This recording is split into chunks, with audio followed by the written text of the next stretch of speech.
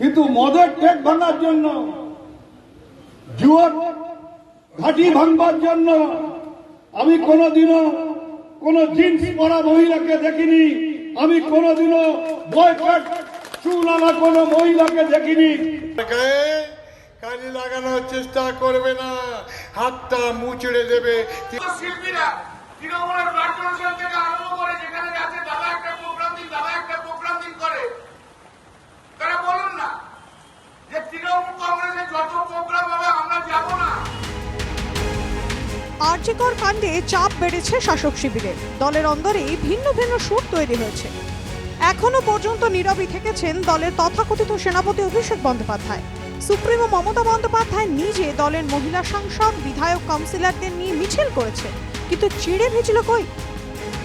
সুখেন্দু শেখর রায়, শান্তনু সেনের মতো বর্ষিয়ান তৃণমূল নেতারা যখন একে একে মুখ খুলেছেন পুলিশের ভূমিকায়, বদলের সাজাও পেয়েছেন, কেউ বা পথ খুইয়ে, কেউ বা লালবাজারের সমন পেয়ে।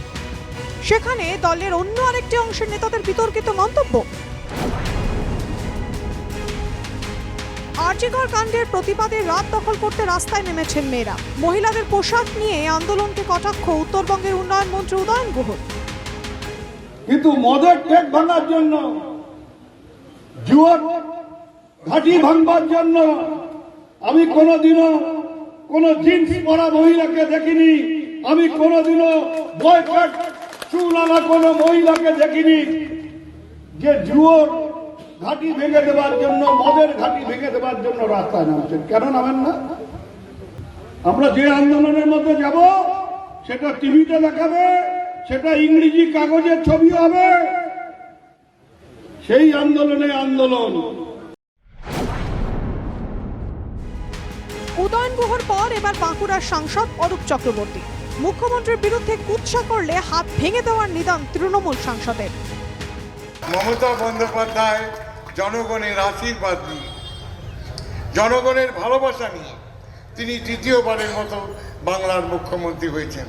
তার গায়ে কালি লাগানোর চেষ্টা করবে না, হাতটা মুচড়ে দেবে তৃণমূল কর্মীরা। বয়কট কত করবেন দেখবো আমরাও। উদয়ন অরূপের পর সুর চড়িয়েছেন কল্যাণ বন্দ্যোপাধ্যায়। শিল্পীদের আন্দোলনকে কটাক্ষ করতে গিয়ে সরকারি পরিষেবা প্রদান নিয়ে হুঁশিয়ারি তৃণমূল সাংসদের।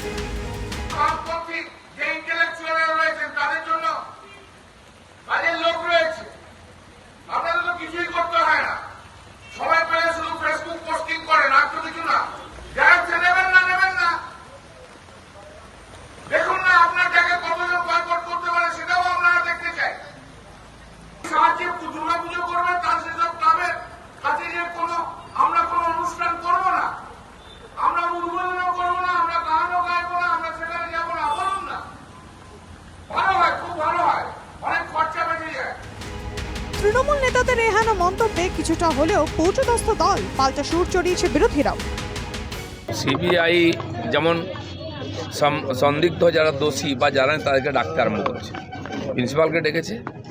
আমরাও চেয়েছি যেটা যে সিপি প্রথম ভুল স্টেটমেন্ট দিয়ে মানুষকে বিভ্রান্ত করেন, তাকেও ডাকা উচিত। কারণ ডাকতে ডাকতে যখন মুখ্যমন্ত্রীকে ডাকবে তখন সত্য সামনে আসবে, সেই দিনটা আসছে। যারা ধমকাচ্ছে তাদের বিরুদ্ধে অবরোধ করে তুলবে এবার বাংলার মানুষ। কেউ ভীত হচ্ছে না, আজও বাংলা মানুষ আন্দোলন করছে, করবে। যদিও তৃণমূল নেতৃত্বের একাংশ বলছেন যা হয়েছে তা সামাজিক অবক্ষয়। সেফ আনসেফের প্রশ্ন এখানে না, আনসেফ সেফের প্রশ্ন না, এখানে একটা সামাজিক অবক্ষয়ের কথা, সামাজিক হিংস্রতার কথা। সেখানে যদি বারবার করে সেফ কত না আনসেফ কত এটা এই তর্কে যাওয়ার থেকে যে আমরা যেটা খারাপ হয়েছে, যেটা ভুল হয়েছে, যেটা মানে দোষীরা শাস্তি পাক, এটাই একমাত্র আমাদের টার্গেট।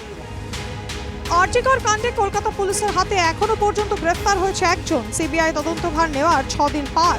টানা জেরার মুখে পড়েছেন আরজিকরের সদ্য প্রাক্তন অধ্যক্ষ।